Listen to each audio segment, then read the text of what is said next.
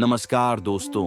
आज हम सुनेंगे रामायण की एक रोचक कहानी जिसमें भगवान राम और उनके भाई अपनी शिक्षा के लिए गुरुकुल जाते हैं। अयोध्या नगरी में राजा दशरथ और रानी कौशल्या के प्रिय पुत्र भगवान राम और उनके छोटे भाइयों के लिए एक नई यात्रा की शुरुआत होने वाली थी। एक दिन राजा दशरथ ने अपने पुत्रों को बुलाया और कहा, प्रिय पुत्रों, अब तुम बड़े हो गए हो। तुम्हारी शिक्षा और प्रशिक्षण के लिए समय आ गया है। तुम दोनों गुरुकुल जाओ और विद्या प्राप्त करो। राम, लक्ष्मण, भरत और शत्रुघ्न ने खुशी खुशी अपनी यात्रा की तैयारी की। उन्होंने अपने गुरु और शिक्षा के महत्व को समझा और आवश्यक वस्त्र और सामान पैक किए। चारों भाई यात्रा पर निकल पड़े। रास्ते में सुंदर वन, नदियां और पहाड़ मिले। उनकी यात्रा रोमांचक और सुंदर थी। आखिरकार राम, लक्ष्मण, भारत और शत्रुघ्न गुरुकुल पहुंचे।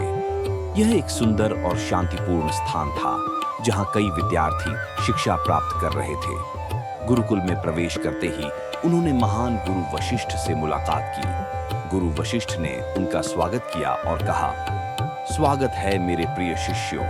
यहाँ तुम्हें हर प्रकार की शिक्षा मिलेगी जो तुम्हें एक आदर्श राजा बनने में मदद करेगी।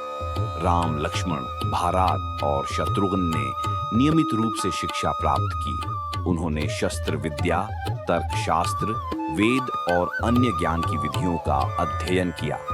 वे न केवल अच्छे छात्र थे, बल्कि उन्होंने अपने गुण और संस्कार भी विकसित किए। शिक्षा प्राप्त करते हुए राम, लक्ष्मण, भरत और शत्रुघ्न ने अनेक कठिनाइयों का सामना किया और कई महत्वपूर्ण सबक सीखे। उनकी लगन और मेहनत ने उन्हें विद्या के उच्च स्तर पर पहुंचा दिया। अंततः शिक्षा पूरी होने पर राम, लक्ष्मण, भरत और शत्रुघ्न ने गुरुकुल को अलविदा कहा और अयोध्या की ओर लौटे। उनके साथ ज्ञान, आदर्श और आत्मविश्वास था जो उनकी आने वाली जिम्मेदारियों के लिए उन्हें तैयार करता था। अयोध्या में लौटते ही राजा दशरथ और रानी कौशल्या ने अपने पुत्रों का खुशी से स्वागत किया। राम, लक्ष्मण, भारत और शत्रुघ्न ने अपनी शिक्षा से राजा और राज्य को गर्वित किया। इस प्रकार भगवान राम, लक्ष्मण, भरत और शत्रुघ्न ने गुरुकुल की यात्रा से न केवल शिक्षा प्राप्त की, बल्कि आत्मनिर्भरता और गुण भी अर्जित किए। उनकी यह यात्रा हमें सिखाती है कि शिक्षा और ज्ञान के बिना जीवन की सच्ची सफलता नहीं मिल सकती।